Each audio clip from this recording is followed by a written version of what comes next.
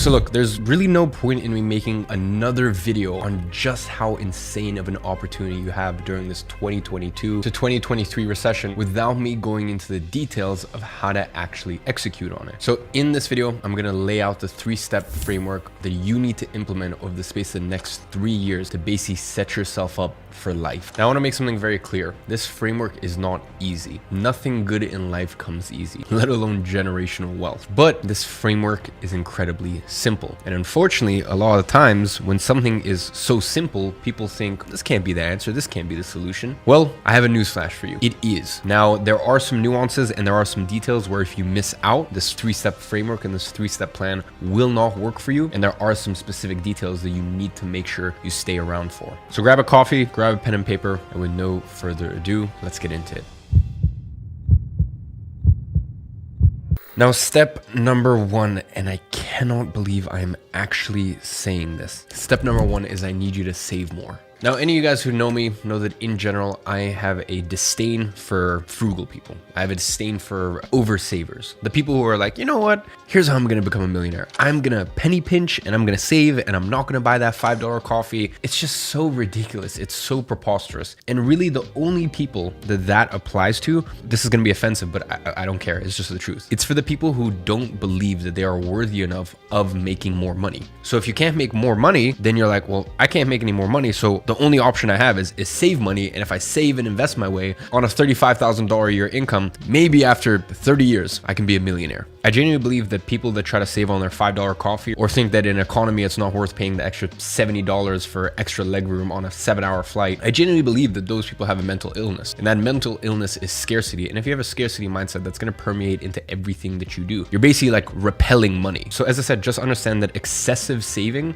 basically getting into the frugal territory, I just think it's for people who are just lame, honestly. Like I see some of these people who make millions of dollars a year and it's like, what do you want to do? Like take all that money to a grave with you? Like, I mean, just spend it all. You definitely shouldn't be giving it to your kids. And most definitely you should not be giving it to your son. People need to, and especially men, need to go hunt. They need to work. They need to actually earn what they claim. Anyways, a little bit of a side tangent. Now you might be hearing all this stuff and you might be going, well, oh, man, you're just reckless. You blow all your money. Actually, I am probably one of the biggest savers or investors you probably know. I personally save and invest or save for the purpose of in future when prices are better, investing 80% of my income. So I'm a big fan of saving and investing in your 20s and your 30s. But what I'm a fan of is making excessive money so that way you have the ability to save and invest without compromising on the sort of life that you want. But for the first time ever, I am actually kind of in favor of saving. And I'll explain to you why. It's because right now I'm looking at things and I'm looking at the fact that in the next year or so, and in some asset classes it's already the case, you're going to have the ability to buy things for a 50% discount. I mean, if you look at the crypto markets, you got 70% discounts from, where they were 6 months ago. If you look at the watch market, once again, from 3-4 months ago, you're getting a 25, 30, sometimes even 40% reduction from what it was, just a few months ago. And although real estate prices at the moment are still very high, I can guarantee you in a year from now, that will not be the case. So now when I'm looking at the price of something, a nice jacket from Loro or Xenia, 6 months ago, I look at it and the price tag would be $7,000. Now I look at it and I'm like, that's $21,000. Because if I took that same amount of money within the space of the next 5 to 8 years, that money will literally triple. And honestly, probably a lot shorter time frame as well. Now when I charter a private jet, rather than looking at the price tag as $30,000, I look at it as $90,000. Let's bring it back home to an example with you. Normally, I would tell someone, go spend your $150 a month on Starbucks. Like, don't try to save and squabble and all this stuff. Like, you should be able to make more than an extra $150 a month. Like, you should know that you have the ability to make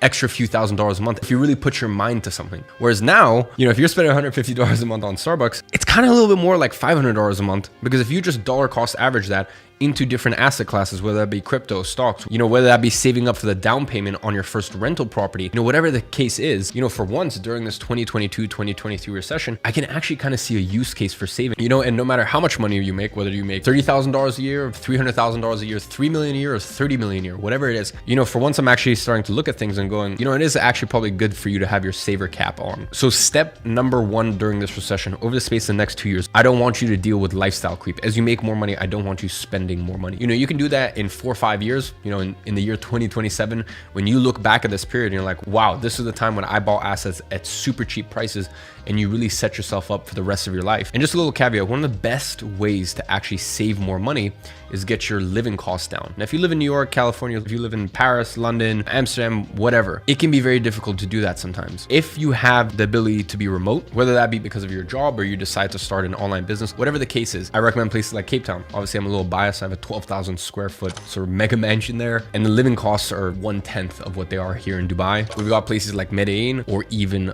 Bali. Basically, these places you can have an incredible quality of life for much cheaper than it would cost in other major cities. So as I said, if you are location independent, definitely see if you can move out to some of these places for the next 2 years, 3 years, so that way you can get your living costs down, make more money, and then basically invest all that difference. Now, speaking about making more money, let's go to step 2, which is you need to increase your earning potential. Now, before some of you guys roll your eyes and you're like, he's gonna tell us to start an online cash flow based business again, because I've been doing that for the last 5 years. Let me actually tell you how to actually increase your earning potential if you work a job right now. Because let me tell you, I don't believe that everyone should be an entrepreneur. And I think there's actually a lot of honor for working for a good company with a good company culture that actually values you and is very honest with you, and gives you a good track for, you know, basically how you can progress in the company. I think that's super honorable. So the first thing you need to do if you work for a company is just take a really objective view of the current situation and ask yourself, is there potential for me to make more money if I provide more value to the company? So look, if you are working as a waiter at a restaurant, you just need to be very realistic and just know that you've got no room to grow. And in that situation, I would quit your job as quick as humanly possible if your conditions allow for it. AKA, if your parents are more than happy to take you back home, you know, you move back in with your parents for the next 12 months, 18 months while you're figuring things out. Or if you have enough savings and runway to sustain yourself for the next 6 to 8 months. If you are in a dead end job,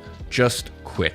Okay, make the leap and just focus in if you have that runway. Now, if you are in a situation where you're working for a company with more growth potential, the first thing to do is you need to look at the work that you're doing and reframe it, and always sort of anchor that with your employer. Here's the thing. Let's say, for example, you do editing or create thumbnails for a company. You know, one is a commodity, which is basically just content. The other is attaching an ROI to it. So constantly just making it clear that, hey guys, I improved the CTR of the thumbnails this amount, and that led to more eyeballs, which inevitably led to X amount more money. Or if you're an editor, constantly anchoring the old edits compared to new edits, and you know what that did for retention. Or for example, if you're in sales for a company, never ever talk about your commission to your employer or how much money you're making. You know, if you're trying to get a raise, don't be like, you know, I'm making, you know, $3,500 a month. I really want to be making $4,500 or $5,000 a month from the sales role.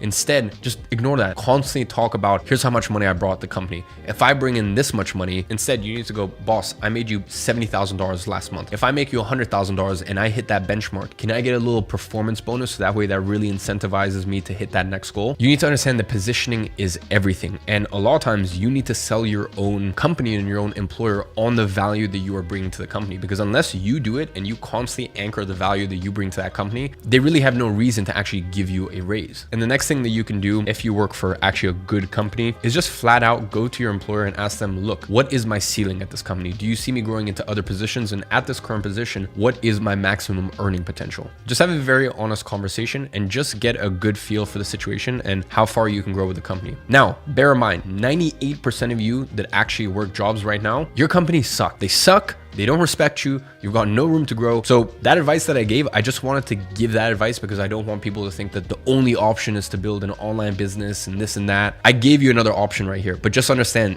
you don't have much wiggle room if you work at a company that, you know, the ascension path that they lay out for you is 20 years. If in 20 years you only start making $250,000 a year, which I get is a lot of money for some people. I'm not trying to be insensitive here, but like 20 years to make $250K a year working for someone. And by the way, I'm talking to the people that hate their job. If you make $50,000 a year and you genuinely love what you do and you love the company culture, who cares? That's far more fulfilling. But as I said, for those of you guys who hate your job and you don't see a good lifeline, there's no other better place to look than starting an online business. What you need to focus on is starting an online cash flow business that requires the least amount of money possible to actually get off the ground, and one that also has super high margins. Now, I'm not going to get into the specifics of that here. I will leave a link in the description for a video I posted earlier this year. This is my most popular video so far this year. And basically I go over the online money making matrix. I analyze with data data in a formula, 8 to 10 different business models, and basically present the best one depending on your situation. I will leave a link to that video below, and let's get into the third step. So you are saving, you've got your saver cap on, you're living, I don't want to say frugal because I hate that word, but you're living in a more conscious way, understanding that, you're going to spend less now. So that way in, 3, 4, 5 years, you're going to be able to spend a lot more. Then you've tried to maximize your earning potential either at your current career by framing things correctly or by starting an online cash flow business. Now, the last step and the most important is you need to invest that money. Look, you can do the first two things and you can do them very well, and you will remain in the rich category, not wealthy. And the goal here, quite frankly, isn't riches, it's wealth. Wealth is something that allows you to weather storms. Understand,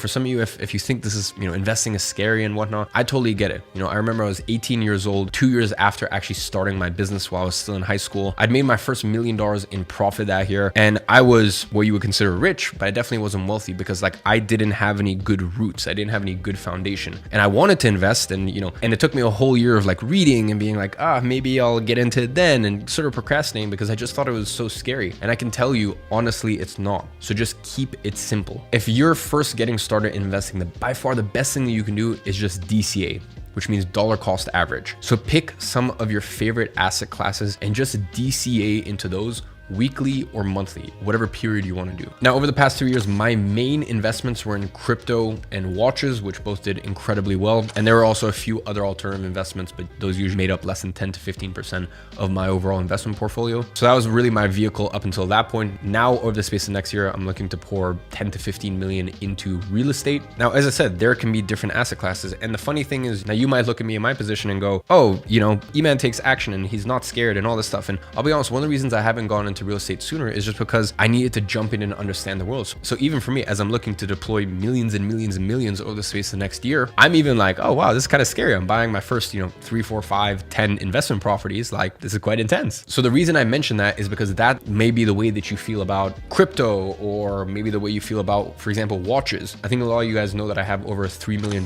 watch portfolio. Just from buying and wearing watches over the space of the last 3 years, I made something like $1.3, $1.4 million if I was to sell my entire portfolio. So there are a bunch of different asset classes that you can choose from. My best recommendation is look at the ones that have the easiest on-ramp. Basically, how can you take fiat currency, your pounds, your dollars, your euro, whatever, and buy that asset with it? So for you to take your pounds, euros, dollars, etc., and then buy an investment property, especially if you're getting a mortgage and stuff like that, it takes a little bit more skill and it takes a little bit more understanding, and it can be scary for some people. So that's not the best place to start as a beginner. And regardless, you're going to need a lot more money for it. Same thing with watches. Watches are a world that you're going to need to understand, especially if, just like in my case, you buy all of your watches directly from the brand at retail. You need to understand that language and that world, etc. The two easiest that I found for people to get started with is stocks and crypto. And the beauty of it, both of those have already been hammered massively. Those have already come down a lot. I think they will have a further leg down at the end of this year and early 2023. But still, if you're buying at these prices, you're going to be doing well if you look over a 5 or 6 year trajectory. So crypto and stocks are by far the easiest to actually just start dollar cost averaging, investing $100, $200, whatever you can afford a week into those asset classes. And then as you're doing that, you're finding creative ways to save more money so you can invest more as well as